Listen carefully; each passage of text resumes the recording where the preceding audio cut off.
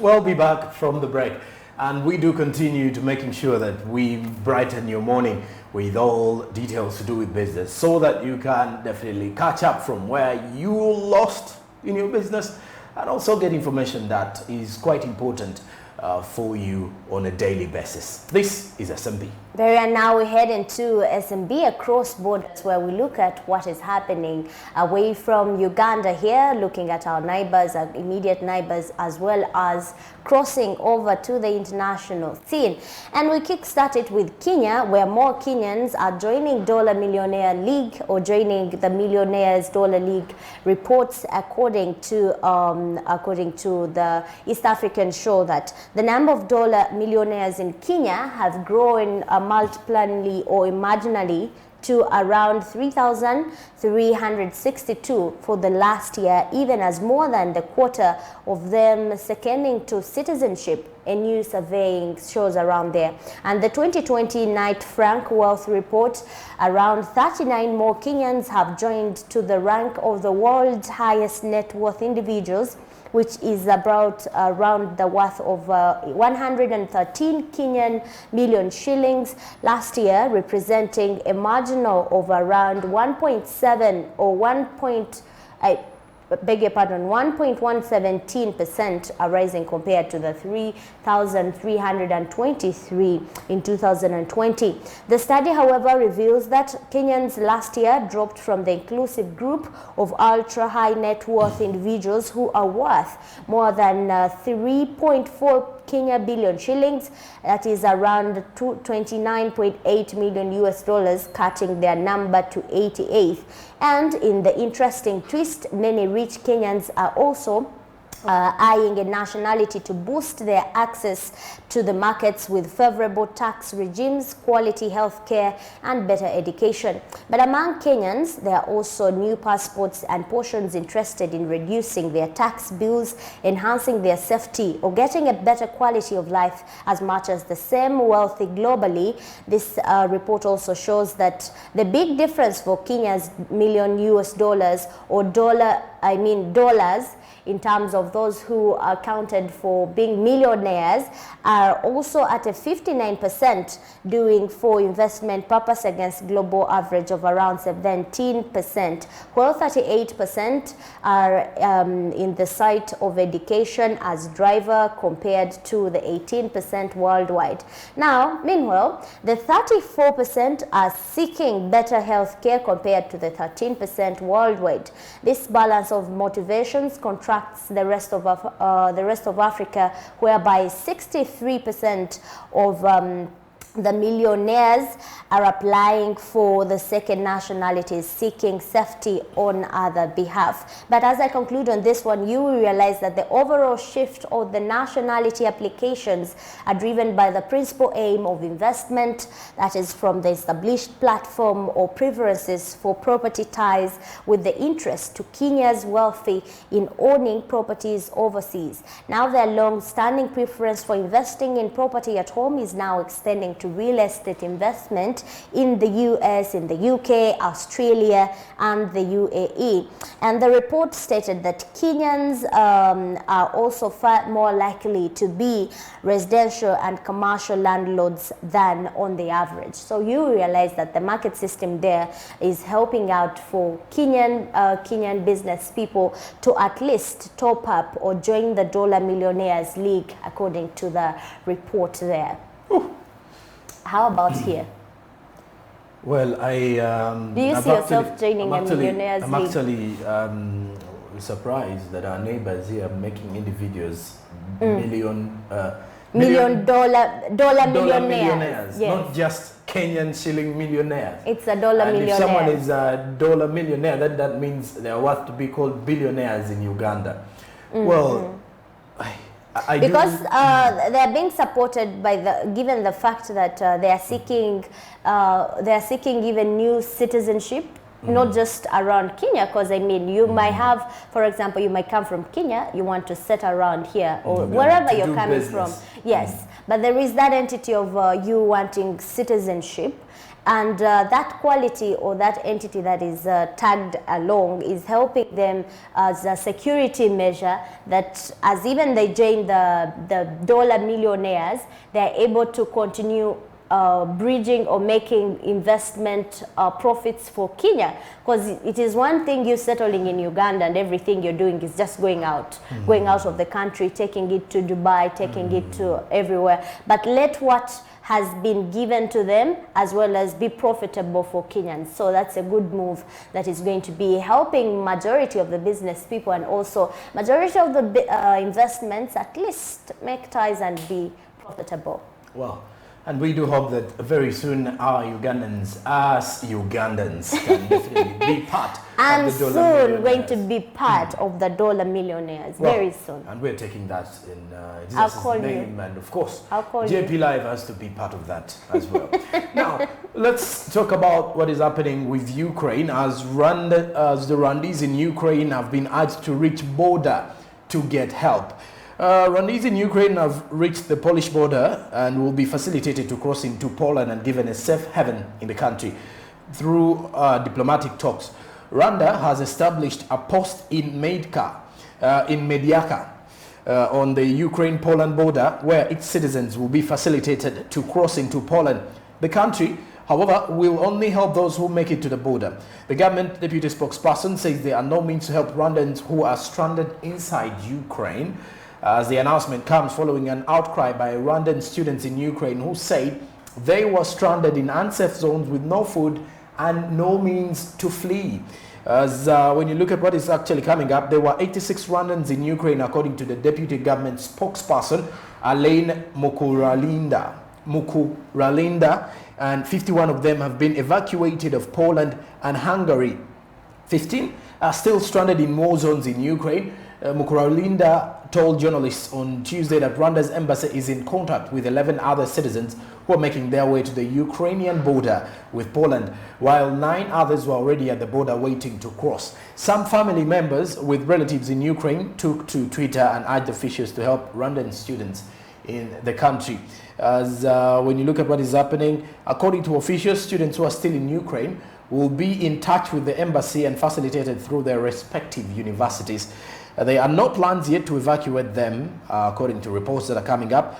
But according to, when you look at what is happening, Mukuralinda said, according to that those who are stuck in war zones will have to live like other Ukrainians there, because all they have to do is to hide from the bombs in the basements and stay away from risk spots. So far, no Rwandan has been reported dead or injured. And Mukuralinda also added that those who fled to Poland only have 2 weeks to stay there. They will have to either travel to their home countries, family members, hotels, or other countries. He said that by the end of this week, a large number of Rwandans will have left Ukraine. As Mr. Mukuralinda added that the government is working with the Ministry of Foreign Affairs and the Embassy of Rwanda in Poland to coordinate with Rwandans stranded in war zones, some of whom are stranded because they either can't afford to travel or cannot access their money in banks. I'm just taking a look at what is happening around the train there. You're realizing that there is a push of a black woman, a black lady. So this war is not just looking at maybe political wills, but you're looking at also, it's now bringing in race discriminations, whereby the white girl is allowed to enter the train, whereas the black one is pushed off. But away from that, you can also visibly see that a lot of black race or black people are just standing there as, you know, the white scramble and enter the train. But away from that, you also realize that this was not only affecting Ukraine, Russia and other entities, but African countries as well have got a vote in here to whether supporting, to whether abstain, to whether put in any support of any nature, or that could be emotions, that could be words, that could be advice. And speaking of that, we're going to be looking at how 17 African countries are abstaining or have abstained from the UN vote to condemn Russia invasion. Now, 17 African countries on Wednesday abstained from voting. The UN General Assembly overwhelmingly voted to condemn Russia's invasion of Ukraine. signaling further international pressure on Moscow. The UN General Assembly, which was the week sitting under an emergency session, a rare sitting, by the way, auctioned only by the serious threat of the international security, voted to condemn what motion was on aggressive or aggression against Ukraine and following Russia's February 24th invasion of its neighbors. But the vote, which was mostly political symbolically, but lacked illegal strength, meaning that the UN declared Moscow's decision as a violation of the UN Charter, especially on issues of the territory integrity. Now voted by 141 out of the 193 member states of the UN, the vote became only a first in 40 years within the General Assembly and has passed a resolution to reprimand a member's aggression. Now, Kenya, Ghana, Gabon, Rwanda, Djibouti, Congo, Somalia, and Democratic Republic of Congo voted a yes, whereas some 35 countries abstained from the vote, including Russia, China, and Africa states, for example, Burundi, Senegal, South Sudan, South Africa, Uganda, Mali, and Mozambique. Ethiopia did not take part in the voting, but Eritrea, North Korea, and Syria voted against the resolution. Now, Antonia Ayebare, who is Uganda's permanent representative to the UN, claimed neutrality or neutral as he was behind his country's refusal to vote. And we see as the incoming chair of a non-aligned movement, the neutral one is key. And Uganda will continue to be playing a very constructive role in maintaining peace and security for both regions globally, as he was highlighting there. Though Uganda has not formally stated the state on Russia-Ukraine war, it's reported here that Muhoozi Kainerugaba, the president's son, commander, and also commander of the land forces, suggested that Russia had invaded or had valid security reasons to invade Ukraine. But the measure of mankind around here supporting Russia standards and Ukraine, Putin is absolutely right as one of the highlights authorities in Uganda commended there. But Ukraine invasion has also raised concerns about the pilot of black students caught in chaos, like we were able to see around the previous video there. So they're working intensively to ensure that safety, speed, and also passage of information is key. Russia must stop its aggression, which affects all, as he was claiming in the fact of racism. This is according to Adonia Ayebare there. And the European Union earlier on said the member states were accepting foreign students fleeing to the war without any condition. Very well. The EU here is highlighting that students can fly over to go to any other country without any conditions. But as if there was a condition. Anyway, those are just the social media highlights, and we'll be getting more and more. But still, even when they're highlights, the fact that it's not delayed, it's not denied and denied around there, it's visible. You could see the racism around there and the discrimination. Funny part about this situation of abstaining and those who are against the sanctions on the condemn by UN to Russia, Kim Jong-un, North Korea is against it, Syria greatly against it, and even Russia themselves. So among the 5 countries that are against this particular one from the UN, UN is moved to condemn. Uganda chose to abstain from the vote. So Uganda is among the 17 countries that abstained from this vote. But this particular invasion is still creating more of reports coming up and an impact on the global economy. But we shall be addressing it step by step here on SMB. What we do know so far, 141 countries did accept the UN did vote for condemnation of the UN towards Russia. Well, away from that, now let's get back to Africa as we take a look at the Mombasa auction, as Rwanda tea fetches premium price at the Mombasa auction. When you look at this, Rwanda's tea continues to sell at a premium at the Mombasa auction outdoing price offers from other regional countries as international buyers stay choosy on quality. Market data from the auction shows that the price of Rwandan tea at $3.02 a kilo in the sale held Tuesday last week against Kenya's tea at $2.72, Burundi's at $2.44, Uganda's at $1.27, and Tanzania's at $1.15 for the same quantity. The value of Rwandan tea has been on an upward trend since the beginning of the year on the back of high demand, as Rwanda has always stood out as the best, that is according to reports coming in from the tea brokers. And on average, all the tea at the auction fetched 2.52 per kilo this week, the same value it fetched in the previous sale. These teas comprise those processed by small-scale farmers affiliated to the Kenya Tea Development Agency, those processed by multinational farms, and by the 5 regional countries that sell their beverage through the Mombasa auction. And all the regional teas are marketed at the Mombasa auction by the East African Tea Traders Association before they are shipped out of the country for overseas markets. The association used to trade tea from at least 12 African countries before the pandemic, but the number of participating states has fallen to 5 as supplies from Zambia, Malawi, Madagascar, Zimbabwe, and the Democratic Republic of Congo were cut short by logistical challenges. Kenya, which is the leading tea exporter in the world, leads the auction in terms of volumes, with more than 3/4 of the produce traded coming through within the country. Prices have been performing well at the weekly trading since last year, June, after the Kenyan government introduced a minimum price of $2.43, at which traders are supposed to pay for a kilo of the commodity. The Rwandese government issued the directive last year after the price of tea dropped below the production level, subjecting farmers to losses. A kilo of tea had dropped to as low as $1.65. Okay then, and crossing over to Tanzania, we're looking at how Tanzania is risking the debt distress according to the World Bank. Now, Tanzania risks the debt has worsened from the low to a moderate one according to the World Bank report.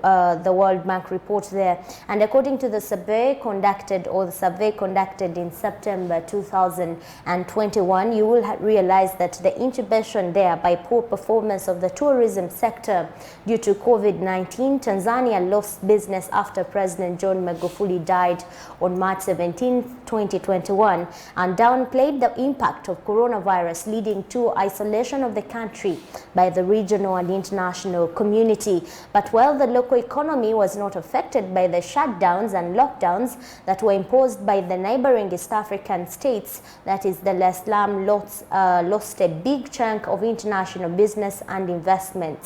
And according to the World Bank's 17th Tanzania Economic Update released on March 1st, the tough times saw the country borrowing a non-concentrational loan from the lenders to keep the economy on a float. But tourism and travel accounts for more than a quarter of Tanzania's export and are major foreign exchange earners.